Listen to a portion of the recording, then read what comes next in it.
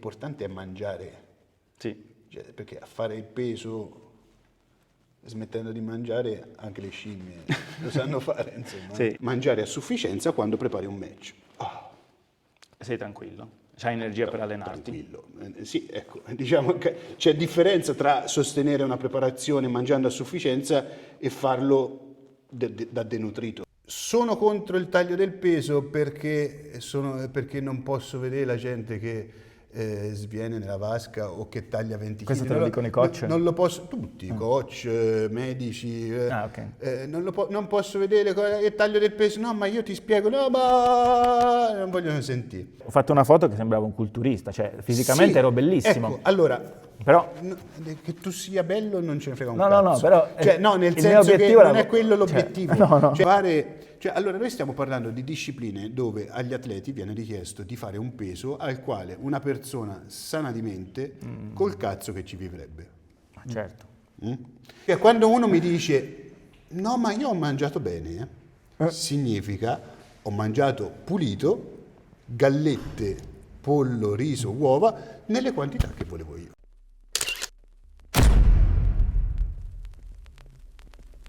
Eccoci qua ragazzi, benvenuti in un nuovo episodio di Coffee Break. Questo dovrebbe essere l'8º episodio e abbiamo qui con noi il leggendario Francesco Lampredi.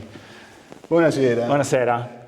Allora, intanto grazie per aver trovato il tempo di No, grazie a te. di Ci siamo incontrarmi. visti finalmente per fare. Ci siamo visti, questa è la seconda volta che ci vediamo. Ci siamo conosciuti forse 5-6 anni fa, Dopo il lockdown. dopo il lockdown. Intanto beviamo il caffè, come da tradizione. Cin cin. Gin. Madonna, questo caffè da sport non era una grande idea. Vabbè, ma ci doveva avere una funzione. Ha una funzione, sì. Allora, prima cosa che voglio chiederti, perché non me lo ricordo, come cavolo ci siamo conosciuti noi? Ci siamo conosciuti perché non mi ricordo che peso dovevi fare. Rientrando dopo il lockdown, che quindi non avevi combattuto da un po', Sì. evidentemente. Sì. Penso che Roberto abbia visto me su qualche podcast o canale YouTube, non ricordo di chi, e quindi mi contattò su Instagram. Sì, io era dopo il Covid, appunto 2020, avevo svaccato completamente per più di 3 mesi e mi sembra che ero 69-70 kg. Mi chiama il promoter, fra 3 settimane combatti Rajat Amnen, main event contro un cazzo in culo di avversario, dovevo fare tipo 62. E mio padre mi fa, ho trovato un nutrizionista. Io ho detto, tu sei scemo, io non le mangio le fette biscottate la mattina. Quello che hai detto anche a me. E mi fa, no, vedrai questo qua, vedrai, sentilo, ti aiuta. E ho detto, vabbè, sono partito veramente con uno scetticismo non da poco. La prima cosa che ti ho detto cos'è, te la ricordi? Sì, che non volevi le fette biscottate con la marmellata, ma io... Sì, perché il mio standard di nutrizionista era la classica dieta che ho scritto 2 fette biscottate alla mattina con un velo di marmellata. E la ricotta. La ricotta, vabbè, e a pranzo la pasta normale, e a cena il petto di pollo con i broccoli. Ho detto, senti, non mi dai una dieta così perché te lo dico già che non la faccio. Un pochino di libertà te la dai. Sì. E tu cosa mi hai detto? Non lo so, che tu Non dici. ce lo ricordo, non me lo ricordo, sinceramente. Però mi ricordo che appena ho visto la prima dieta ho detto, questo è pazzo. Mi hai dato una dieta che era più difficile calcolare che fare la dieta.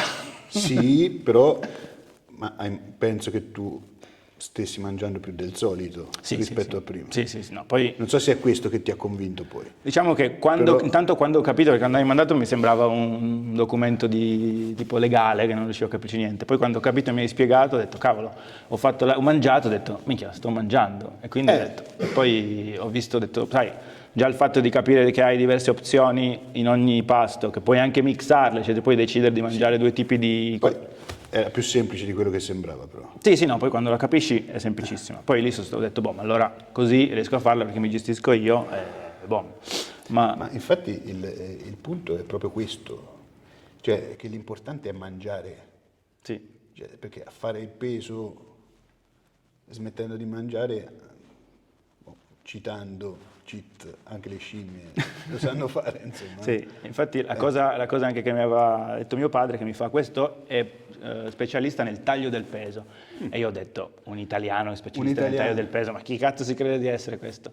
E invece quando ho fatto il primo taglio del peso con te mi ricordo che ti ho chiamato, ci siamo sentiti e ho detto, cavolo, non ho mai fatto un taglio del peso così facile. Dalla Thailandia. Dalla Thailandia. E adesso la mia seconda domanda è questa.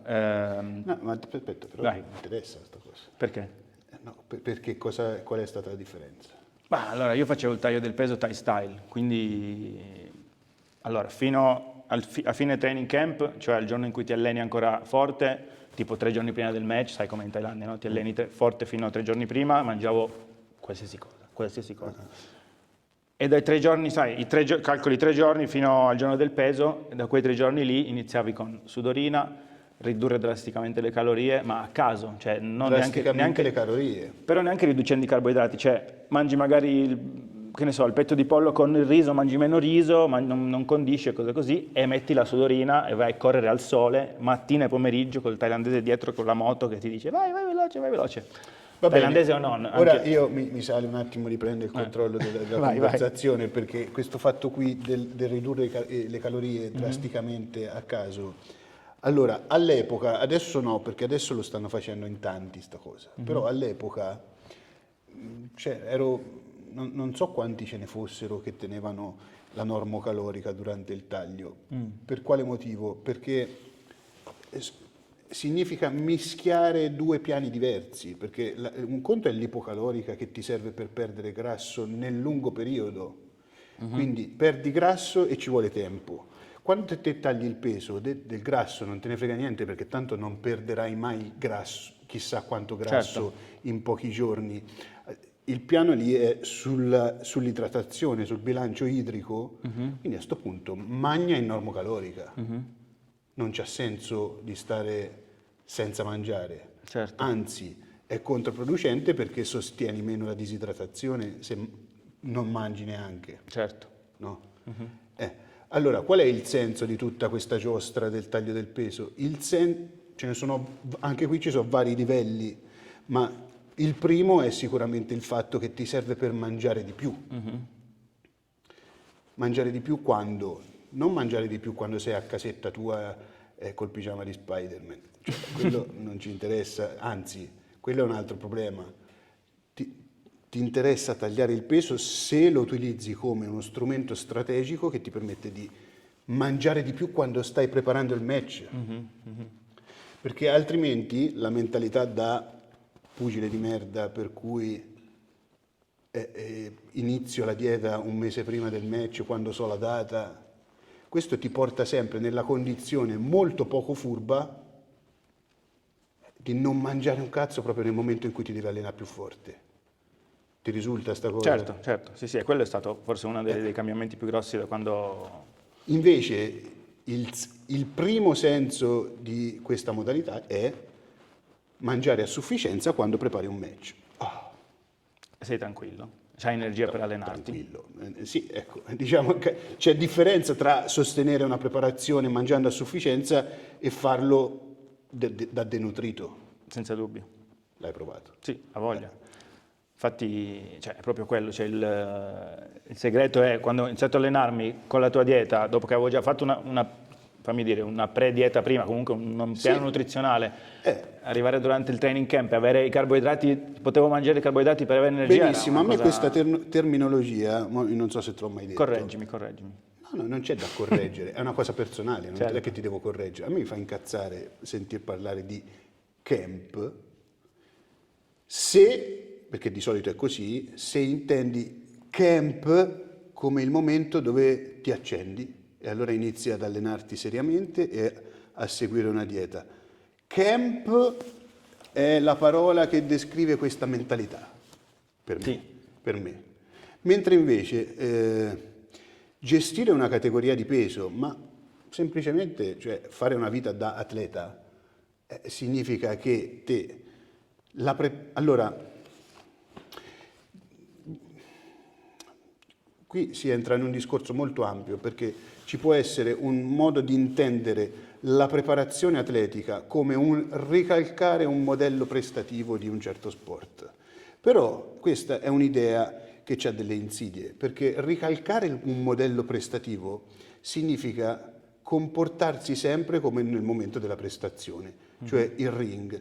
Invece la preparazione cioè lo capisci che è una cosa diversa, è una cosa Sì. che viene prima, Certo. prepara.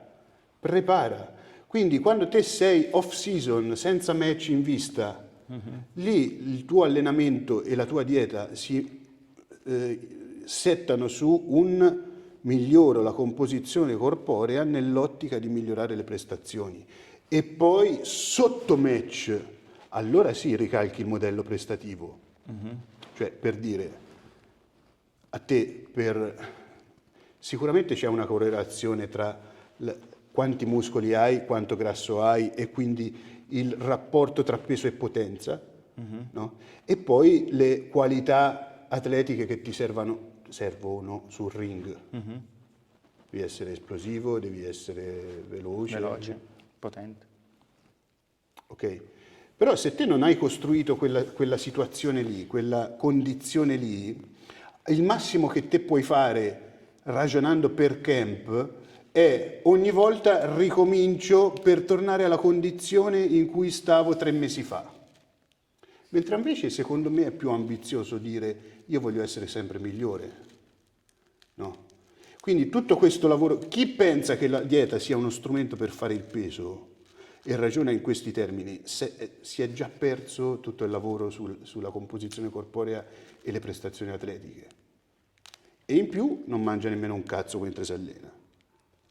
Sì, concordo. Ma infatti io ho detto training camp, in realtà questa parola diciamo che è un po' trasformata dal fatto di guardare magari l'MMA, quel Sì, mondo lì, sì. perché da noi in Thailandia sai bene che il camp non esiste. Noi ci alleniamo tutto l'anno. Il non camp esiste... è un posto. Bravo, Beh, nel ok. senso non esiste a livello spazio-temporale, perché noi ci alleniamo tutto l'anno, la off-season non esiste.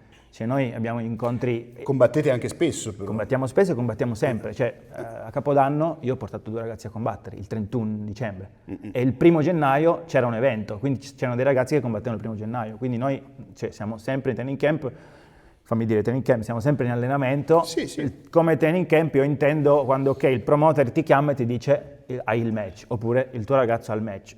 Io quello intendo training camp, però magari Che a può volte... durare anche 3 giorni. Può durare 3 giorni, in Thailandia dura, cioè ti chiamano, se sei fortunato, 3-4 settimane prima, 5, quindi appunto, come dici tu, se non hai già un piano in atto, sei un po' nella merda. Però è una cosa che purtroppo molti ignorano. E io per primo ignoravo. Cioè non è Ma questo tipo di fraintendimento non è una cosa che esiste solo a bassi livelli, cioè queste idee ci sono anche a livelli altissimi. Nella Muay Thai anche al top level. Nella Muay Thai, nel pugilato, nell'MMA, dappertutto, ma perché spesso essere un fighter significa vado a combattere, ma non è proprio così, no? Sì, è la cosa con cui io litigo tanto con i miei fighter e anche quelli che vengono a allenarsi da noi, e io gli dico fare il fighter non vuol dire salire su. Infatti un altro problema forse linguistico, però ho visto il tizio X che ha tagliato 20 kg. Per quale motivo? Perché in inglese se tagli i liquidi si chiama cut, se tagli le calorie si chiama cut. Ok. Sì, Capito? Se sei un bodybuilder che si sta squartando, fai il cut. si chiama cut, capito? Sì. Quindi se chiami tutto cut, dentro il cut c'è anche l'ipocalorica che ti è servita per dimagrire e c'è anche la parte minore della disidratazione. Certo. Quello che poi il Capito? taglio. Non è tutto cut. Il taglio, infatti preferisco a scanso d'equivoci con i miei, io distingo proprio taglio, si parla solo di taglio inteso come disidratazione, il resto è dieta ordinaria. Certo. Ok? In base agli obiettivi che uno ha, se deve perdere grasso sarà ipocalorica, altrimenti no. Però il taglio, parliamo solo della parte di Disidratazione. Calo di rapid weight loss, cioè la parte di rifinitura finale, che può essere grande o piccola, ma sicuramente non è 20 kg. Certo. A meno che non ci sia un fighter di 180 kg, che magari... Certo. Sì. Perché poi anche tutte le obiezioni al taglio del peso nascono in realtà da dei fraintendimenti. Ma sto parlando solo io, vuoi dire qualcosa Ma sei anche tu te? l'ospite leggendario. Non incazzate, quello che ha vinto qualcosa sei te, casomai. Vabbè, però tu sei lo scienziato qua. Vabbè, comunque, quali sono i fraintendimenti? Sono contro il taglio del peso perché non posso vedere la gente che sviene nella vasca o che taglia 20 kg. Questo te lo dicono i coach? Non lo posso, tutti, coach, medici. Ok. Non posso vedere il taglio del peso. No, ma io ti spiego. No, ma non vogliono sentire. Ecco, ho fatto una cosa Sì, che sì, adesso sì, certo. diventerà Un hook. una storia. Va bene, ok, va bene. cosa gli dici Il tu? fatto di non sentire ragioni, cioè il problema è che se te stai parlando di un argomento senza una magnitudine di qualche tipo, di che stiamo parlando? Stai perdendo quanto peso, quanti liquidi, perché se non parliamo di quanto e sei contro a prescindere, già ti qualifichi come un Barbagianni, Certo. no? Dobbiamo parlare di questo, esattamente di questo invece.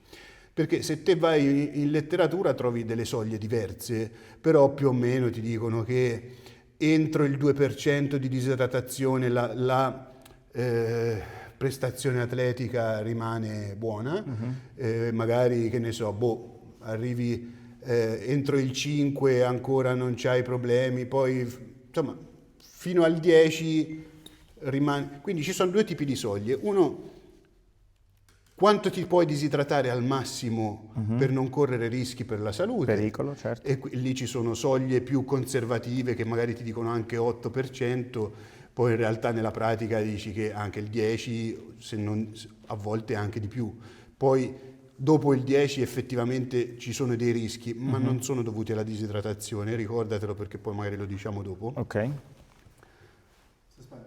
Come si è spento? L'osmo. Vabbè, abbiamo l'iPhone tanto, no? Sì, però. Vabbè, non importa, continuiamo l'iPhone. No, teoricamente no. Guarda un attimo, vai. Provo un attimo. Sì, sì, vai. Tanto abbiamo l'altro che registra, vai tranquillo. Vai, vai. Ah, SD card full. Minchia, cambiala, ce l'ho nell'altro coso. Non importa, continuiamo con l'iPhone, vai, vai. Dove c'è? Ce l'ho dentro la borsa del coso. Minchia. Vabbè, tanto ci stai registrando con l'altro, tranquillo. Tutto Vai, a vai, posto. tutto a posto. Ricominci. Chi è? Vai, vai. Non mi ricordo. Niente, no, ti faccio io una domanda, visto che siamo stati interrotti. Aspetta, che stavamo dicendo? Non si sa. Stavi dicendo... Era conservativi 8%. Ah sì, sulle Benissimo. percentuali. Ginga, sul counter. Dici l'8%, però arrivi Va fino bene, al 10%. comunque nel senso facciamola più homebrew, questa distribuzione di soglie. Diciamo che fino al 10% magari potresti, cioè non c'hai problemi effettivamente di salute, ma il problema è di capire come sono determinate queste soglie, perché se te vedi in letteratura viene assunta la differenza di peso tra prima e dopo come una descrizione dello stato di disidratazione. Però non è, nel caso nostro la differenza di peso non è tutta disidratazione, perché quel calo di peso lì è determinato da una riduzione del contenuto intestinale. Questa parte di peso che perdi, tanto poco che sia, se so 200 o 400 grammi, comunque non la imputi alla disidratazione. Ok?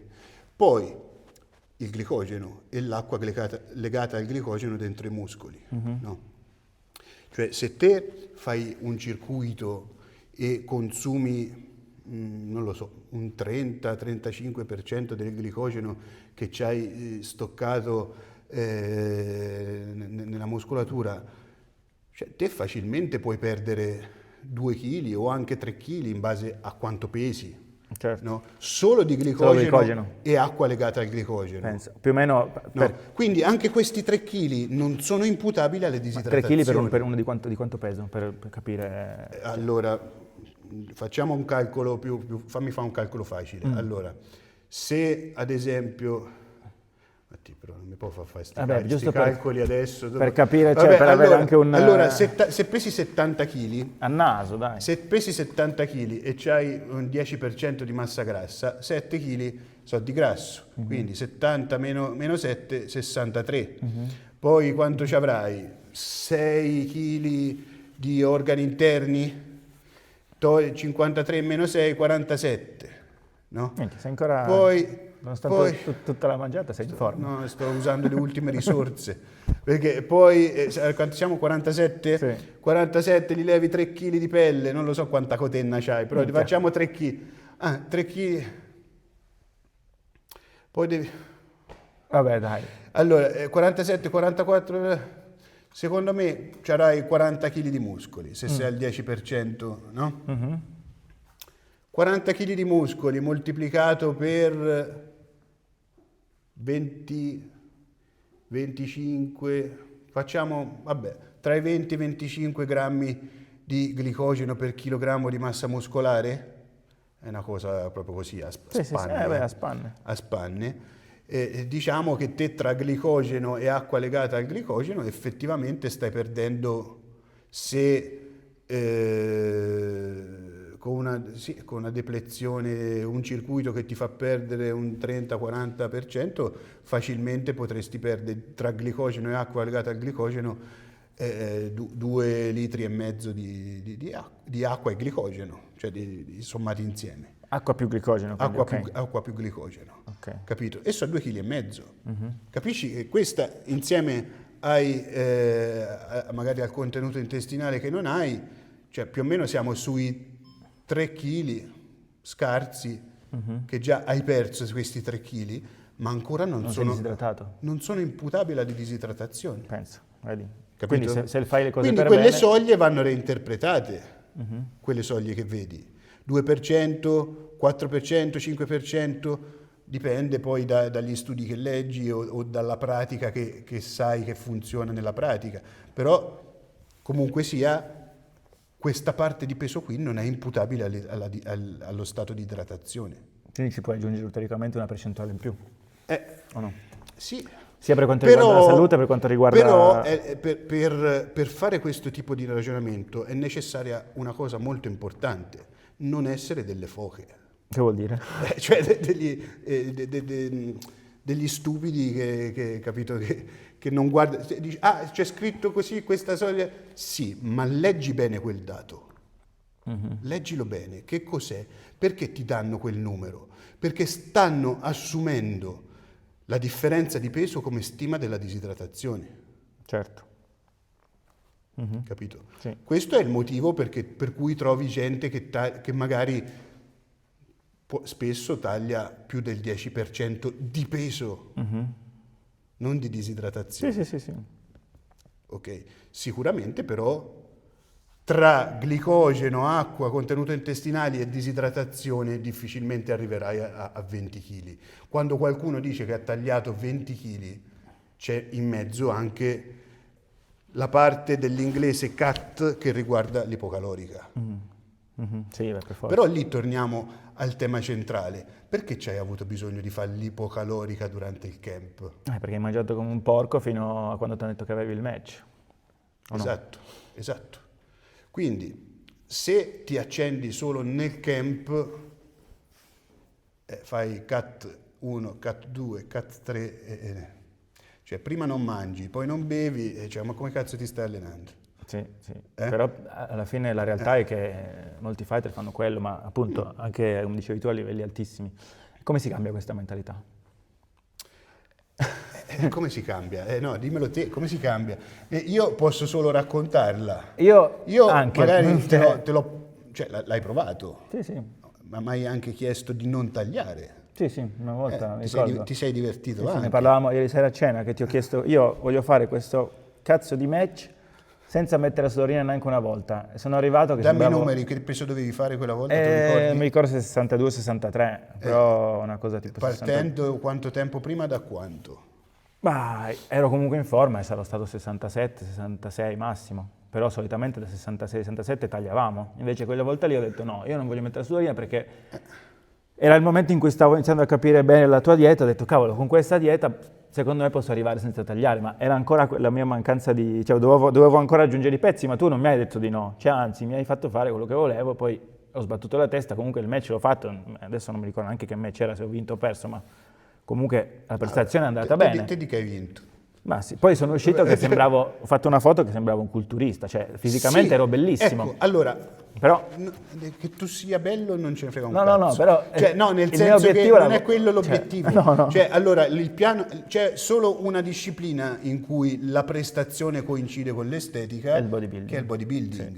Sì, Però quando arrivano a quelle percentuali di grasso estremamente basse, probabilmente, sì, cioè, no, probabilmente 3 round di Muay Thai non se li reggerebbero, no? Non sarebbero in grado, perché non sei al top della forma, no, per forza. capito? Serve per lo specchio, per il palco, ma per la prestazione sul ring quelle sono percentuali di grasso troppo basse, come il nostro amico Sandro che aveva i gemelli dei polpacci, sì, ma separati proprio uno in una stanza e uno nell'altra, capito? E i crampi, appunto. Sì. Tra l'altro oggi abbiamo anche un mini audience, dopo facciamo entrare anche il mini audience in camera. Chi è? Loro, la prima volta, io di solito lo faccio che non c'è nessuno davanti, quindi... vai, vieni. Ci andrebbe il terzo caffè allora. Non c'è più. Ma vabbè, no. ha tolto la macchinetta, Sandro. Devi mettere la liscia proprio. Eccolo qua, il proprietario della palestra in cui siamo, Buonasera. Singa Fight Club. Sì. Allora? Presentatevi. Sì. Allora, presentiamo il maestro Sandro Buccolieri, appunto il boss della Singa Fight Club, anche lavorate insieme anche voi da tanto, no? Sì, non so da che... Da diversi... Vai, disponetemi. Fate di me ciò che Da volete. che anno ci conosciamo? Probabilmente pre-Covid. prima del Covid, Sì. 18-19. Sì. Mi hai chiamato e ti sei proposto e ho detto ok, allora facciamo una prova. Fai, io sono un Ci siamo, atleta. ci siamo conosciuti dentro il negozio di una parrucchiera. Certo. No dai, Sì. per caso. No, perché ne avevo bisogno, Allora ho detto ok, approfittiamo della parrucchiera. No, ma è la verità. Serio? Sì. Cosa facevate? Ma Baccagliavate la parrucchiera? era il negozio di una parente mia e quindi ci siamo visti lì dentro. E allora ho detto, ascolta, facciamo una prova, vediamo un attimino se mi piace come parli, però guardiamo i fatti. Certo. Allora, fa conto, io sono un atleta adulto, ho voglia di fare un match, ho 8 anni, ho detto, vediamo, voglio rientrare in questa categoria. Hai iniziato prima? Cioè, Certo. Ma ha fatto il caso studio. Ah, Ho detto, dai. Ho vediamo. detto, se lavori bene con me, lavori. ci sta, hai E fatto io bene. nell'arco di... 5 minuti. No, nell'arco di che è stato un paio di mesi io sono arrivato alla mia vecchia categoria di peso, 63,5, allenandomi normalmente senza nessuna Sì, pretesa. Sì. Partendo da? Calcola un 70 kg. E hai mangiato? Sì, da morire. Ma guarda, questa è la cosa da sottolineare, perché se lo fai senza mangiare hai perso. È quello che dico anche ai miei atleti, non si dimagrisce non mangiando, si dimagrisce mangiando bene. Sì. E lui la riprova, non a caso lo propongo continuamente a chi si Poi, avvicina allora, all'agonismo. obiettivamente c'è uno strato oggettivo della fame e dell'appetito, no? Quindi magari quello che per te è mangiare, per qualcun altro potrebbe Certo, essere... dipende dai punti di vista. Sì. Però dal punto di vista di un fighter che non mangiava un cazzo, Però dal punto di vista del sì. Se sei abituato alla denutrizione cronica, perché poi fare... Cioè, allora noi stiamo parlando di discipline dove agli atleti viene richiesto di fare un peso al quale una persona sana di mente col cazzo che ci vivrebbe. certo. Quindi pretendere di farlo senza tagliare significa denutrizione cronica. Punto. Con tutto quello che ne comporta. Così si chiama, cioè non è che no, faccio il peso, no, stai vivendo da denutrito. Cosa comporta? comporta intanto che non ce la fai. Secondo, che alla prima occasione andrai ad abbuffarti e quindi ciclizzi aumento di peso e calo preso. E questo ti porta in bocca dritto ai disturbi del comportamento alimentare, potenzialmente. Non è un grande affare. Assolutamente. Anche poi considerando che anche i detrattori del taglio del peso non riescono a separare questi due livelli, perché magari fai la sudorina 3 mesi prima del match, che non serve a un cazzo, perché tanto poi bevi, O costantemente. o comunque e poi magari stai in ipocalorica 3 giorni prima del match, che anche quello non serve a un cazzo. Quindi capisci, bisogna separarli questi due livelli. C'è il momento per sistemare la composizione corporea e il momento di tagliare, che ha il vantaggio di farti mangiare di più in preparazione, c'è il vantaggio magari strategico, e quello te lo vedi magari col tuo angolo, cioè in base a quanto ti serve essere pesante o meno, muscoloso. Quella è una cosa che la puoi pianificare se sei uno che fa game plan. Se invece sei uno che va a fare la mia Muay Thai sempre uguale in tutti i match, allora no, allora questa è una parte che non serve. Ma in ottica di game plan, io credo che questo tu lo facessi, capito? Di valutare in base all'avversario se volevi tagliare di più o di meno. Sì. Sì. Ma in realtà alla fine... Vabbè, è un tema. Sì, nel senso, se tu dici sei un avversario che sai che è più piccolo, magari in che senso? Cioè A volte mi è successo, se non ricordo male, ora è un po', però te dicevi, ma io so che quello parte alto, quindi taglierà tanto, Sì, allora sì. io Certo. non posso tagliare poco perché altrimenti chiaro, regalo. sì, certo, se è più grosso, più piccolo, certo. Cose certo. di questo tipo, no? Sì. Questo ti butta su una dimensione strategica, cioè di quanto taglio. Poi,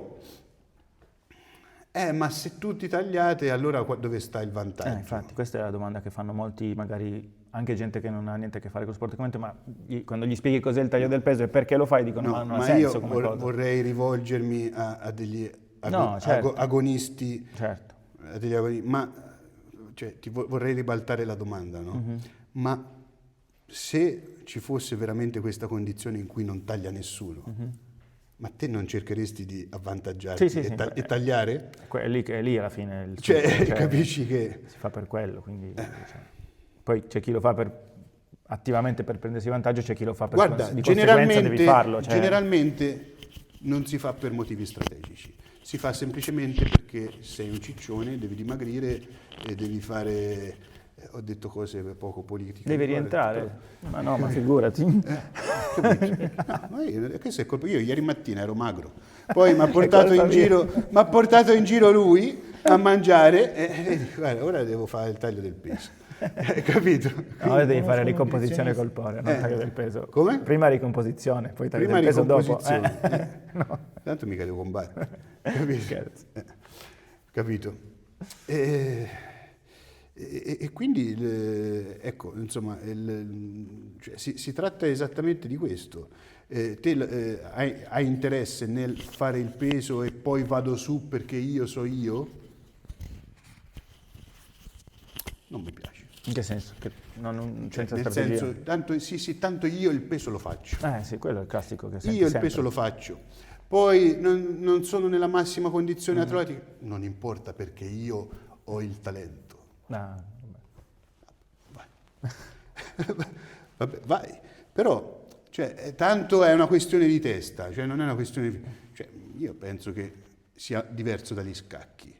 No? Che una certa composizione fisica, una certa componente atletica ci sia. Certo. No? Quindi diciamo così, che in quale percentuale è una questione di testa, è una questione fisica, è una questione di allenamento? La risposta è molto semplice, 100% testa, 100% fisico, 100% alimentazione. Cioè, perché devi regalare qualcosa? Certo. Sì, deve essere al 100% su tutto. Cioè, te non stai salendo per fare la foto alla fine del match. Capito? Ah no? Cioè, no! Cioè, chi sale là sopra è perché ha voglia di vincere. E quindi bisogna che disponi i soldatini nel modo giusto, insomma. Sì, no? sì. Però sono dei sacrifici che... Cioè, il sacrificio di salire sul ring e fare a botte sì, è capito, ma il sacrificio prima, che è una cosa che non... per alcuni è ancora più difficile. Per me lo era. Inizialmente per me fare la dieta era un sacrificio più grosso che salire sul ring. Sì, mi ricordo. Però poi più sali di livello, più capisci che, come dici tu, se tutti sono all'80 e tu sei al 100 in tutto, riesci ad avere un vantaggio in più o comunque riesci ad arrivare magari Ma questo dove non arriveresti. è ancora più vero a livelli alti, perché a livelli alti magari siete tutti più o meno bravini, insomma, no? Certo, quindi Cioè, vince chi ha più delle altre componenti, come dici tu, no? Delle componenti... quindi si gioca anche su questi fattori, chi prevale, Sì, no? sì, sì. Anche perché poi, voglio dire, è sufficiente aver reintegrato male eppure un fenomeno diventa una pippa, cioè, Sì, capito? Anche questo è un altro tema, cioè quanto devi tagliare.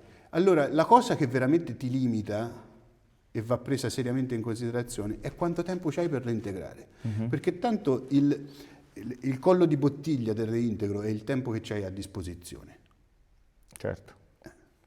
Quindi se te c'hai il peso il giorno prima, c'hai almeno 24 ore, puoi fare anche cose come i salti mortali all'indietro. Se combatti 2 ore prima, capisci che non puoi tagliare, Certo. o molto poco, marginalmente. Puoi fare una limatina, Certo. ma niente di che. Non puoi fare il taglio del peso drastico, ovviamente. È drastico. Anche la mattina, quando in Thailandia facciamo il peso spesso la mattina, combattiamo la sera, lì bisogna essere super ligi nel reintegro, anche perché sennò non...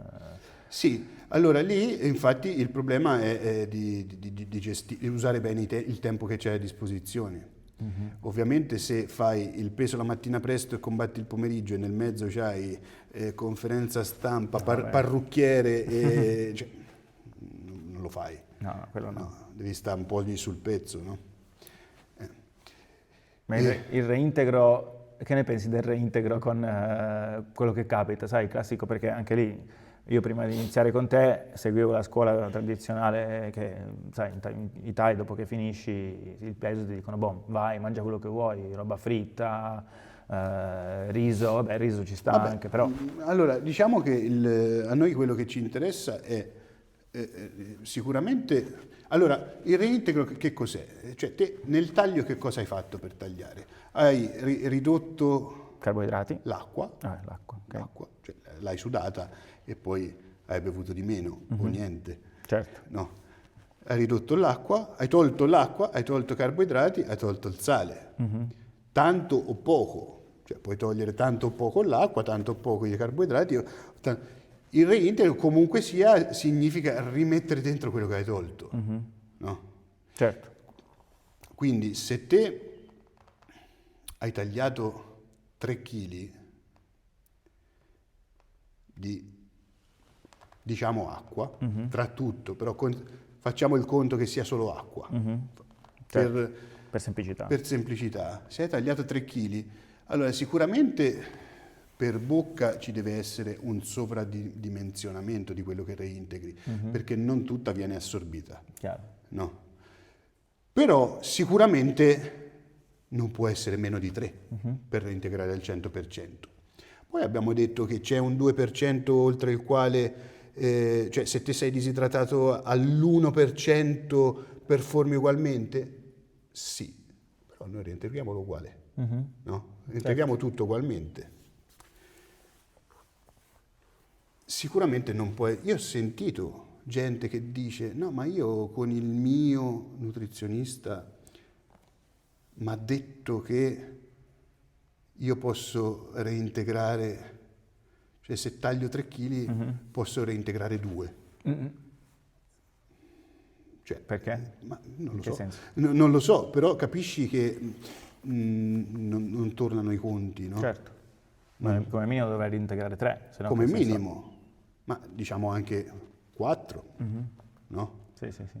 Però perché è legato al tempo che c'è a disposizione tra il peso ufficiale e la gara? Perché questi 4 4 litri d'acqua non è che gli fai un incantesimo e spariscono, cioè devi avere il tempo di berli. Certo. E possibilmente anche in modo il più possibile dilazionato nel tempo per facilitare l'assorbimento. No? Quant'è? Mezzo litro ogni no. mezz'ora? Ma sì, allora in realtà più lo distribuisci e meglio è, no? E più lo bevi velocemente e più va a finire che lo pisci via. Tant'è vero che a One si fa questo. Ah, sì, ti fanno... Si fa questo, anche se hanno tagliato. Posso dire questa cosa? No, sì, la sanno tutti tanto. È un segreto di Pulcinelli. Sì. È un segreto di Pulcinelli. Sì. Cioè, nel senso, anche se sei disidratato, ma te la bevi tutta insieme e poi pisci. Sì, certo. Cioè, non la stai assorbendo, la stai pisciando. Sì. Trasparente. E hai tagliato. Sì. Quindi c'è correlazione tra il colore dell'urina, la densità e lo stato di idratazione? In teoria sì, all'ospedale sì. Beh, anche tu ce la fai comunque, ce la fai guardare il colore dell'urina durante il taglio, no? Sì, però perché so che magari che io vi ho detto di bere in modo dilazionato, quindi in quel caso descrive abbastanza bene lo stato di idratazione. Certo non è un test chissà quanto accurato, serve per orientarsi il colore dell'urina. Nel reintegro, il no? colore no, anche nel taglio. Anche nel taglio. Ma allora, questo è un altro argomento interessante del colore dell'urina, se lo consideri come descrittore dello stato di idratazione. Perché se te prendi un ragazzo che è deperito, che significa che a causa di denutrizione protratta si è fottuto tutti i muscoli e c'ha pure poco grasso, se te lo fai tagliare, può tagliare anche poco, però avrà la pipì scura. Facilmente diventa scura la pipì. Quando invece trovi un atleta che si è sempre allenato, ha sempre fatto la dieta, ha una muscolatura piena e poco grasso e taglia, anche se taglia tanto, poiché ha svuotato il tratto intestinale il più possibile, non completamente, ma il più possibile, ha consumato glicogeno e ha buttato via l'acqua legata al glicogeno, si è disidratato con tempistiche, perché poi anche in che tempi ti disidrati c'è un valore, con tempistiche dignitose, a fine magari uno può tagliare anche tanto e c'ha sempre la pipì limpida. Sì. È successo anche a te? Io sinceramente la pipì non limpida è difficile che ce l'ho avuta, cioè nel senso anche a fine Appunto. taglio, sì ovviamente un po' più scura, ma... E qualche volta hai tagliato anche abbastanza. Sì, abbiamo tagliato anche, una volta forse il massimo è stato 6,5 kg, una cosa del genere. Anche perché facevo Non delle è cavolate. una cosa, anche facevi? Facevo delle cazzate, tu ti ricordi quando ho fatto il torneo dell'RWS, avevo il match ogni 5 settimane, solo che dopo il match giustamente me la godevo un po' e poi col senno di poi me l'hai spiegato dopo, perché io ti ho chiesto ma come mai io per fare il primo match ero in formissima e ho tagliato tipo 4,5 kg e al secondo match ero lo stesso peso e al match dopo era ancora lo stesso peso, cioè io ho sempre partito da 67, quello che era, però ho fatto sempre più fatica a tagliare, nonché l'ultimo match, la semifinale, ho dovuto fare veramente una fatica della Madonna. Come mai? Poi me l'hai spiegato perché io svaccando dopo il match e poi ricominciando a allenarmi, è vero che apparentemente ero lo stesso peso, però la percentuale di grasso, di massa grassa che avevo, ogni match aumentava, perché comunque facendo la settimana di sgarro, una settimana completa di sgarro, perdevo... Il fatto è che magari diciamo, il peso tende a rimanere nel breve periodo sempre abbastanza costante, però se te fai una settimana in normocalorica perché stai tagliando e poi c'hai una settimana di iper perché stai sgarrando, capisci che 0 più qualcosa comunque stai... Sei meno in forma, meno in forma, la composizione non è meno... proprio decaduto completamente, però... No, però mi ricordo che rispetto al primo match, rispetto al quarto match del torneo, ho fatto una fatica della Madonna rispetto al primo match, avevo fatto 3 mesi completi Quindi di che mi stai allenamento dicendo, dieta. cazzo, ora che avevo capito, ho smesso. No, beh, ho smesso, non l'ho mai detto, ancora non è mai... no. No, non è, no. No, scherzo, Siamo pronti. Vai, facciamo, entriamo. Sì, fate voi perché io... Io ho già dato. Madonna. Ma invece quelli che dicono, ma io il mio corpo lo conosco, come diciamo prima, tranquillo, lo faccio, cosa gli dici? Cioè, io conosco il mio corpo, il peso lo faccio. Di me, non gli dico questo, che vuoi... Scusa. No, io il mio corpo lo conosco. Cioè, dipende che vuol dire. Dipende. Può essere che per qualcuno sia vero, in teoria, però ancora non l'ho conosciuto. Capito? Può essere che ci sia qualcuno che insomma ha capito. Cioè, io non ritengo che uno debba essere per forza laureato per capire qualcosa, anzi, capito? Però cioè, devi essere entrato nell'ordine di idee giusto. Anche uno laureato. È possibile, sì, anche. Ha bisogno, secondo me. No. Ha voglia, capito?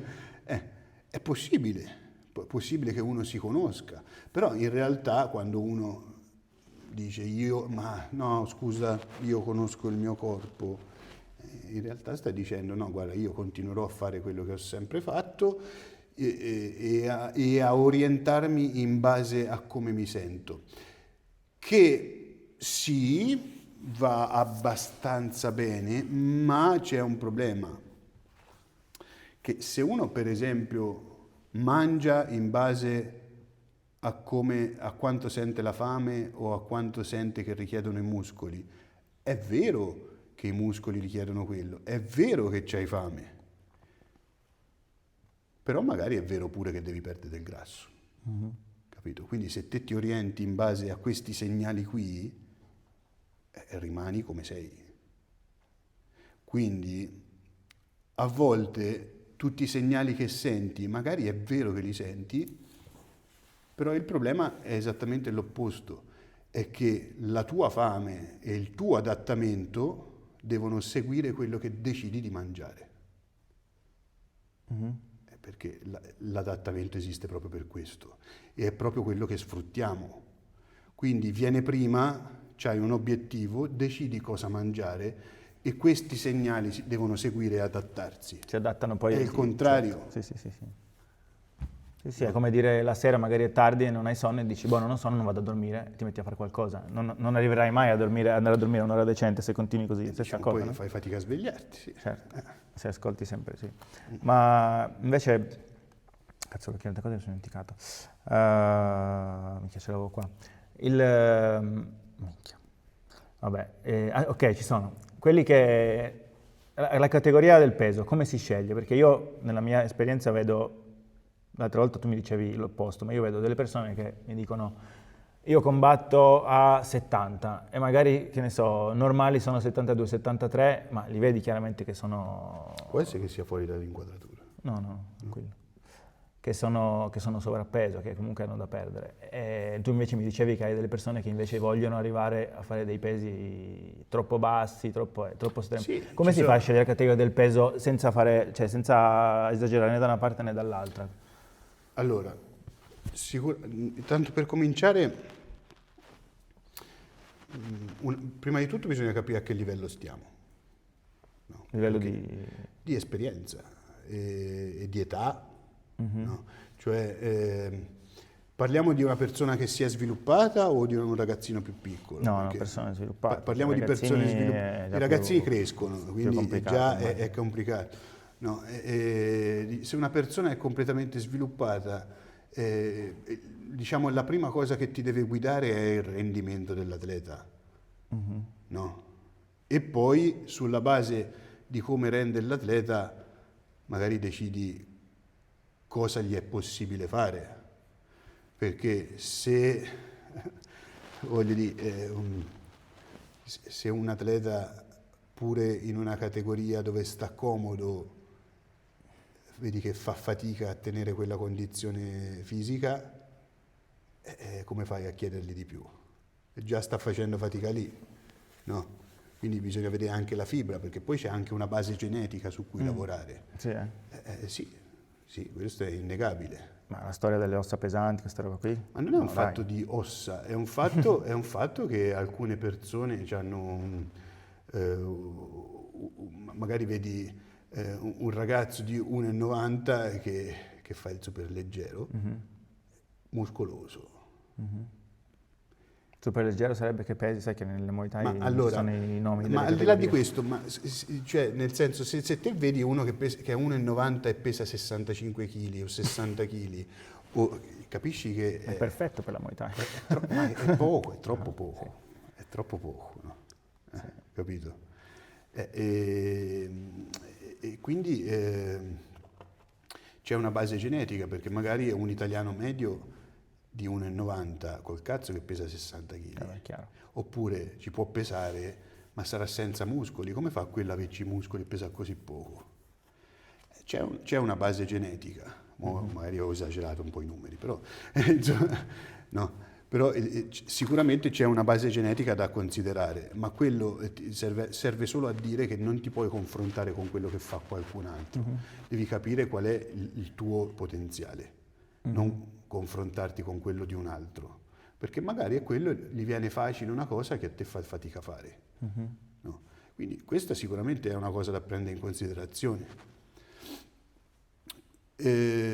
Poi, quanto grasso c'hai non si vede visivamente, perché qualcuno ha l'addominale sopra la pancia, capito? Quindi, nel senso, magari le foto gli vengono bene, però c'ha da perdere.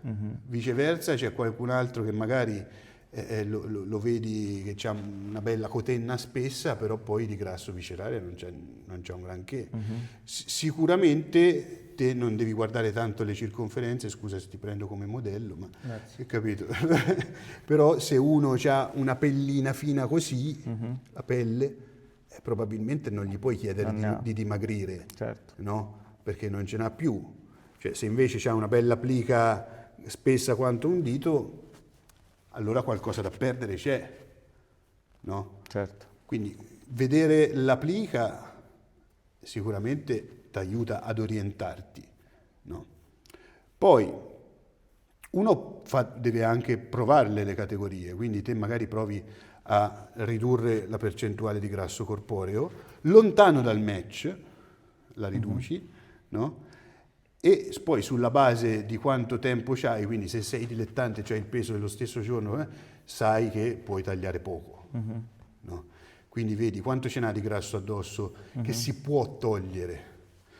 C'ha 2 kg, poi te massimo puoi arrivare a 3 kg sotto a quello che stai adesso la mattina. È una domanda che la vorrei fare io, se permetti. Certo. Mattias. Per quanto riguarda invece delle competizioni a torneo, delle competizioni a tengo torneo, tranquillo. Competizione al torneo dove fai il che peso, durano il peso tutti i giorni. come ci si dovrebbe comportare? Ci si deve Come dovrebbero comportarsi? Dipende da che torneo è, nel senso se c'hai un torneo internazionale in cui, Internazionale, parliamo di un internazionale. sì, in cui ad esempio c'hai il peso la mattina presto Sì. alle 7 e poi il ring apre alle 2, 2 e mezzo il pomeriggio, Sì, qualcosa del genere. iniziano alle 4, Capito? sai di Capito? cosa sto parlando? In quel caso te c'hai 8, 9, 10, 11, 12, 13, 14, 7 ore minimo. Perfetto, ma come... No. sì, questo per Ma il fermi. reintegro.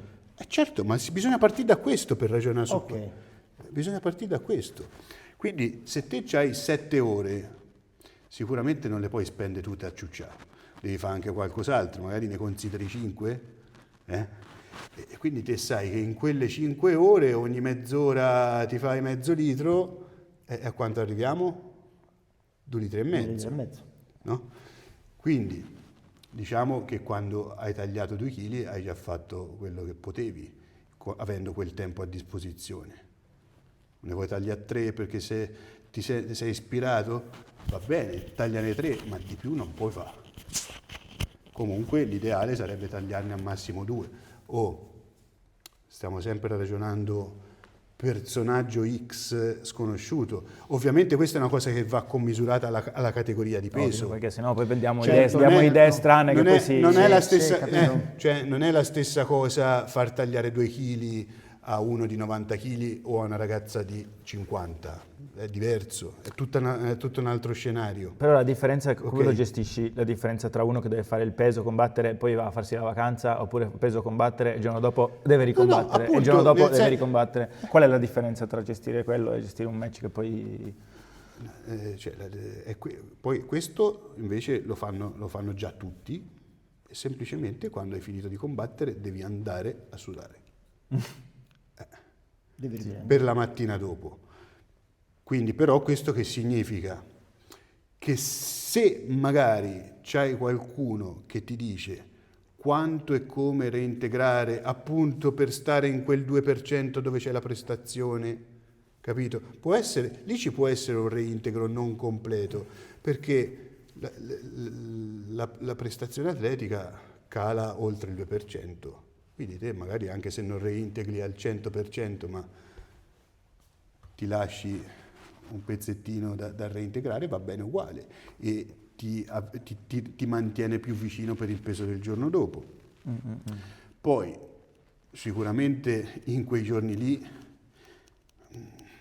a te ti servono i carboidrati per esprimerti 3 minuti per volta, c'è poco da fare, quindi quello che mangi dovrà essere ridotto all'essenziale. A te ti servono i carboidrati e quelli mangi.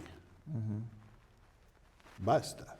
Poi il come perdi peso, dovendolo reiterare in tempi stretti, si basa sul fatto di sudare. Però anche qui, facciamo domande semplici. Ma secondo te c'hai un torneo dove per 3-4 giorni, non lo so, devi fare il peso tutte le mattine, ma te già hai combattuto. Per sudare, secondo te, è meglio farlo da sdraiati o farlo allenandoti? Rispondi. Da sdraiato sicuramente. Hai capito? Perché hai già combattuto, quindi... Certo, certo. E come fai a sudare da sdraiati? Fai la vasca. Lo so, fa impressione la vasca. Perché diventi tutto rosso come un billo, ma... Anche il corpo ti viene tutto minchia Sì, i segni. sì, fa impressione. Però, attenzione, che farà pure impressione. Però io vorrei sottolineare qualche punto interessante invece. Perché, prima di tutto, stai sdraiato. Cioè, lascia fare. Stai sdraiato, per quanto sia scomodo, fastidioso, però non ti stanchi, no? Ti stanchi la mente però. Stanchi Quello- la mente, però c'hai una notte di sonno nel mezzo, Ah, no, sì. tutto sommato, no? Con Zizi Quill. Funziona. Number one.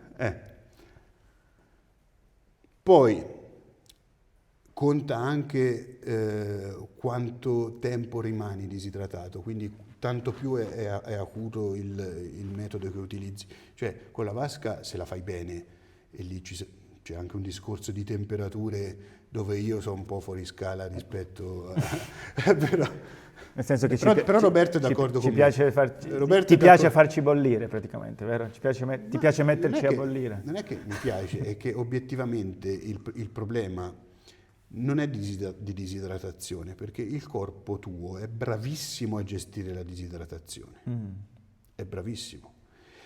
Il problema è di gestione della temperatura, perché quando te sei disidratato, quello che viene meno è il meccanismo di regolazione della temperatura corporea, no? Quindi Perché il corpo ha meno energie? Perché? perché te sudi per abbassare la temperatura corporea. Perché quando te sudi e si crea il velo d'acqua sulla pelle e poi con la temperatura c'è una transizione di fase dell'acqua dal liquido a gassoso, in quella transizione di fase disperdi calorie e quindi abbassi la temperatura. Ok? Questo è il meccanismo normale. Finché rimane la temperatura interna corporea alta, te continui a sudare per reinnescare continuamente questo meccanismo e disperdere calore. Se te sei disidratato, cioè più sei disidratato e più stai intralciando questo meccanismo, no? Quindi, Perché esce meno acqua. quindi devi essere te a regolare la temperatura. Devi aiutare il tuo organismo a regolare la temperatura. Quindi da una parte te devi continuare a sudare perché ti serve scendere di peso, dall'altra parte a te ti serve ciclicamente di abbassare la temperatura perché non ti devi spegnere, però insomma, capito? Sì, sì. Quindi ciclicamente fai vasche o saune o quello che è e poi ti vai a raffreddare e poi magari fai un altro ciclo e poi ti vai a raffreddare. Questo ti serve perché è anche quello che conta, non è solo che temperatura raggiungi, ma per quanto tempo la tieni. Ok? Quindi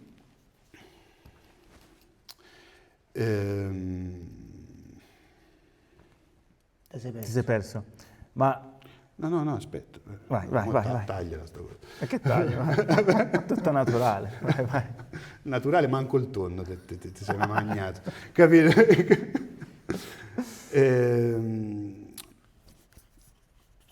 Ecco, il fatto di mantenere la disidratazione per lungo tempo, cioè più te usi metodi che ti fanno disidratare mettendoci tanto tempo e più rimani disidratato e peggio è.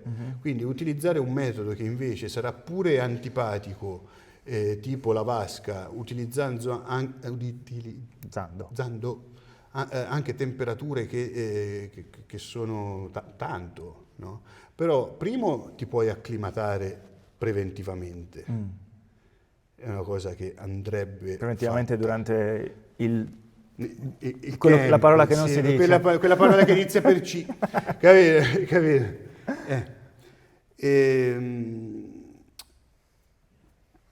Quindi te puoi utilizzare temperature più alte di quelle mediamente consigliate dai miei analoghi, diciamo così, le puoi utilizzare. Dipende quanto sei bravo a disperdere il calore in modo ciclizzato. No? È questo, perché poi effettivamente se te...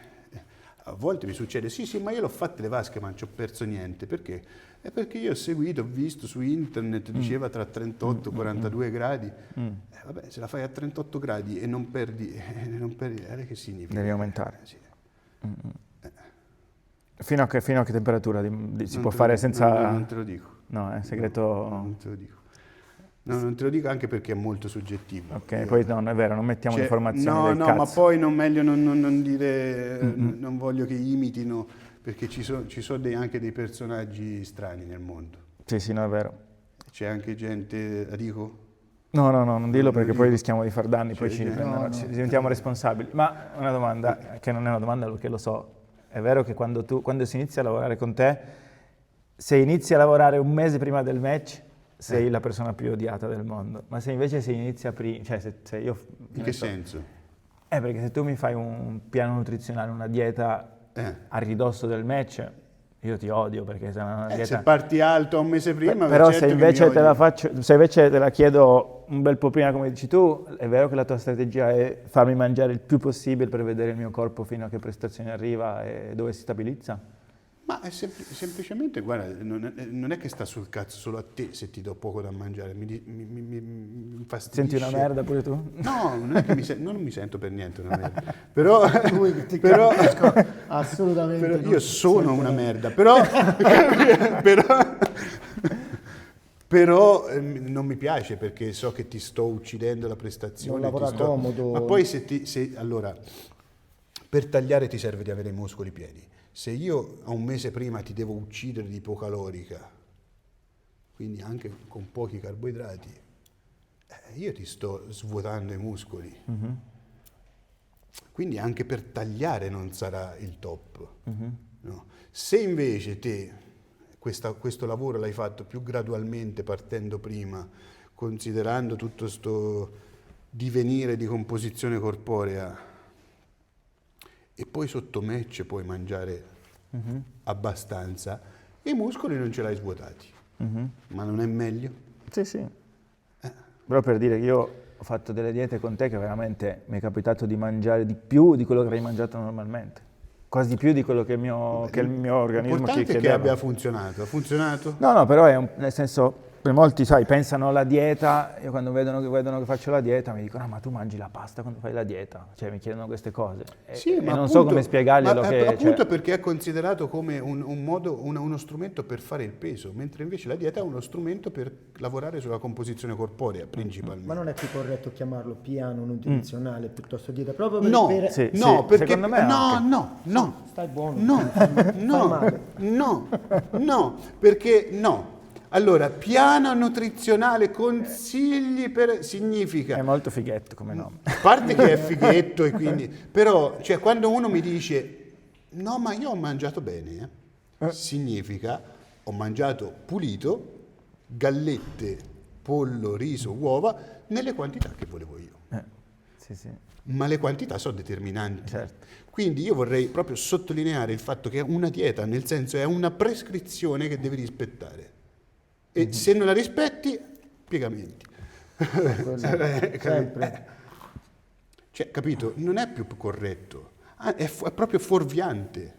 No, perché spesso... Le quantità sono la cosa da seguire. Perché spesso no, l'idea di dieta è sempre associata a una privazione. Certo, ok? perché ma non perché Castrante.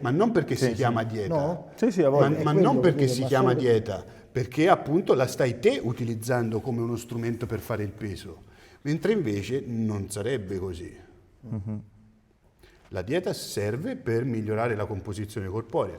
Poi lascia perdere che se perdi grasso diminuisce pure il peso, certo, capito? Ma non è per raggiungere il peso la dieta, è per togliere il grasso. Non so se... Sì, sì, no, a me mi hai convinto anni fa. Nel senso, cioè,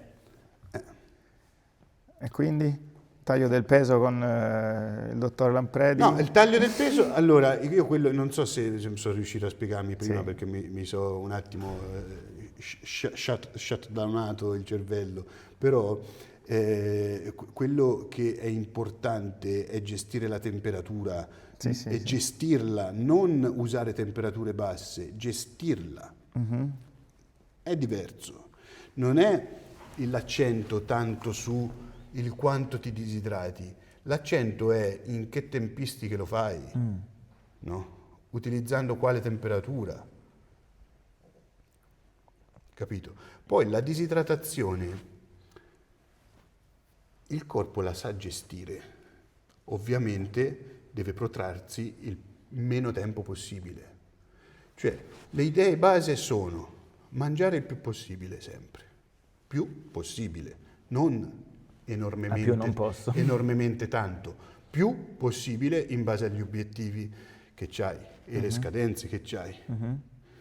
Prima idea fondamentale. Seconda idea fondamentale, quando tagli la disidratazione deve durare il meno tempo possibile, il che significa l'organizzatore mi ha prenotato l'aereo il giorno del peso, mi paracaduterò direttamente sulla bilancia davanti al commissario. Uguale, faccio il taglio a casa mia il giorno prima, sto un giorno disidratato e poi vado a fare il peso e viaggio con il cane guida. Sì. Non è il top, però a volte bisogna dire che succede. Cioè, A volte succede, però non è ottimale. no. La cosa ottimale è fare le cose con calma. Per quale motivo?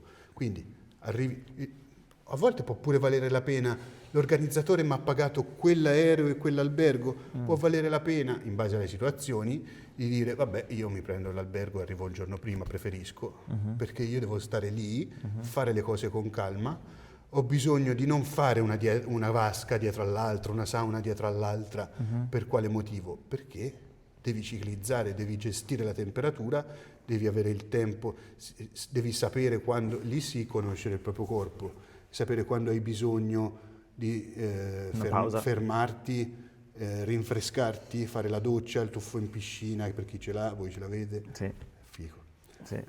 Il problema è che il tuffo in piscina lì è caldo in Thailandia, quindi figo, Sì, ma vabbè, non credo che vabbè. aiuti molto perché fare il... Vabbè, ma l'acqua è calda?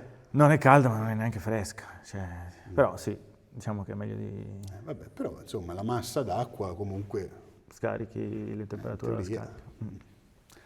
Sì. Io ci ho sbattuto la testa diverse volte con quello. In piscina? No, con le vasche una dietro l'altra, che a un certo punto ti perché- chiedo, ma cazzo, ma perché non vado più giù? Perché poi smetti di sudare. Sì. E dici, cazzo, sono arrivato, non ho più niente da perdere, il mio limite di quello. No, invece è un problema di gestione della temperatura, perché vai in emergenza, no? Sì. Ora, stiamo parlando di questa roba qui di cui stiamo parlando è modalità pro, Sì, ok? sì, ma tanto non abbiamo dato dettagli che si No, possono va ricopiare. bene, però in realtà, siccome taglio del peso significa rapid weight loss, che quindi può essere una disidratazione, sì, ma quanto? Perché se è 1,2 kg non mi devi rompere il cazzo perché ha tagliato, no? Mm. Poi, se si tratta di contenuto intestinale, men che meno. Se si tratta di perso glicogeno, voglio dire, ti ho fatto fare un circuito, dai. Cioè, capito? Che sarà mai? Va bene. circuiti Allora, più odiati del mondo. no, il circuito, quel circuito lì del Didi, tra l'altro, quello... Ma quel circuito lì, se te c'hai il peso il giorno stesso, è meglio se non lo fai, per esempio. Perché magari se c'hai 5-6 ore tra il peso e la gara, a te non ti basta quel tempo per ricostituire tutto il glicogeno. Quindi in realtà è meglio se ti disidrati. Tanto ti disidraterai poco, capito? E quindi è meglio se non lo perdi glicogeno, perché a te ti serve almeno 24 ore per Reintegrare. non so, ricostituire il glicogeno, ok? E quindi se... Però nei dilettanti in realtà è ancora più precisa dovrebbe essere sta cosa, proprio perché c'hai meno tempo a disposizione, capito? Sembra un controsenso, controintuitivo, ma i dilettanti hanno ancora più bisogno di essere professionali sulla gestione Pienamente del d'accordo, taglio del peso. pienamente. Dilettanti quanto tempo hanno qui in Italia? Calcola che tra il peso e il match possono costare anche 4 ore, 3-4 ore. Se è un evento istituzionale forse qualche ora di più, un peso la mattina, il pomeriggio hanno il primo match, se sono fortunati e vanno direttamente al giorno seguente, dipende. E lì Però, tagli poco un cazzo. no, lì non si taglia Appunto. tanto, anche perché è in funzione di impegni internazionali che si protraggono per 10, magari una settimana, 10 giorni. Poi c'è anche, che ore sono? Sono 5 e mezzo. Meno 20 Bene. Poi c'è anche il fatto che i dilettanti, come dire, Parli della fascia sono, d'età. sono spesso più piccoli di età. La fascia d'età è importante. Esatto, Stiamo parlando capito? di magari E quindi atleti di età evolutiva, è difficile trasmettergli questa professionalità. Ok, questo sicuramente sì. Ci avremo anche molta pietà, però in realtà, voglio dire, non è obbligatorio fare l'atleta, è una scelta. E non c'è niente di male se uno vuole mangiare fuori 2 volte di più. No. Quello che non funziona è se hai deciso di fare la vita d'atleta, cioè capisci, devi essere coerente con la decisione che hai preso te. Se poi non vuoi essere un atleta va benissimo, Certo. Sì. cioè, non c'è niente di male. Sì, infatti io direi che abbiamo coperto un bel po' di argomenti. Per concludere io direi che appunto il concetto base secondo me è quello che fare il fighter, essere un atleta, non è solo prendersi a pugni, a calci, a ginocchiate e a gomitate, ma è avere uno stile di vita idoneo a farti performare al meglio in quel momento lì. Quindi riguarda... Ma io se posso aggiungere una Certo. cosa, secondo me spesso, per come mi capita di leggere le situazioni, poi mi sbaglierò, però mi pare che sia anche un fatto di umiltà, nel senso che generalmente il fatto di non seguire delle prescrizioni, spesso, più uno è bravo e più questa incapacità di seguire prescrizioni deriva dal dire tanto io lo faccio. Sì. No? Oppure sì, ho fatto il match, poi non mi faccio vedere in palestra 2 mesi, perché tanto io ho il talento. E invece poi, te dall'alto della tua esperienza mi potresti testimoniare che la tigna finisce a un certo punto? Ma i talenti Perché- ci puoi nascere, ma li devi alimentare. Li devi alimentare. Shut up. Ci va lei.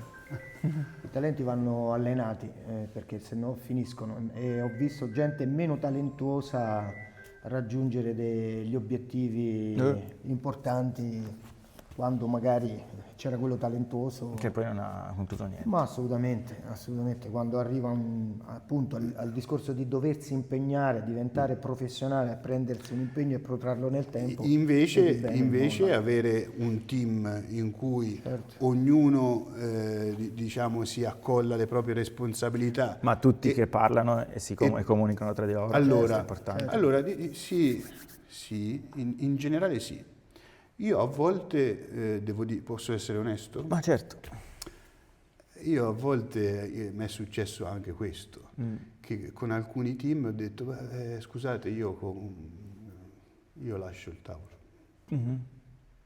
perché sono troppo distante da come la pensate voi. Beh, però poi non hai seguito l'atleta No. alle loro spalle, quindi comunque No. quel tavolo ci deve essere, che poi Sì. tu ci sei o non ci sei, Sì, o sì, che non sì, c'è quella sì. persona, Sì, ci deve essere però un tavolo. però ci deve essere anche una sintonia, perché Beh, se certo. si parlano proprio lingue diverse... Però non puoi neanche seguire un atleta che tu gli dici una cosa, il coach ne dice un'altra e il preparatore gli dice un'altra ancora. Lì si fa una frittata infatti, che... ma esattamente per questo. Allora, io forse... vabbè, vai, Si è staccato no, non importa, una pasticca.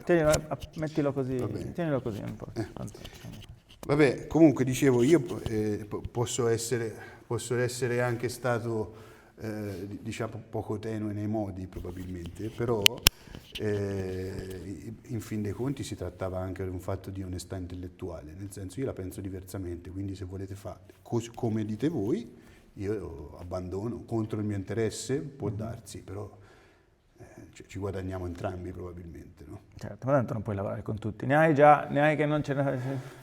No? No, non posso lavorare con tutti. Non è quello che ti manca, secondo me, ne hai già, quindi... no? Sì, però nel senso laddove ci sia questo requisito di sintonia bisogna dialogare, certo. Certo.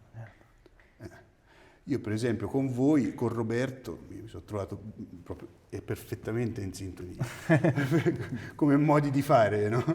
Quando c'è qualcuno da prendere a Perché- schiaffi, te lo manda a te. A me ieri Roberto mi ha mandato una persona e questa qui mi ha detto, sì, Roberto ha detto che avevo bisogno di qualcuno che mi mandasse a fanculo e quindi mi ha dato il tuo numero. E quindi, capito? Boh. Vabbè, oh. Grazie. Grazie Doc, Ciao. grazie per l'ospitalità. A voi. E niente, grazie per aver visto questo episodio di Coffee Break, ci vediamo nel prossimo video. Boh, A posto. a posto. Ecco dov'era. Ce l'abbiamo fatta finalmente.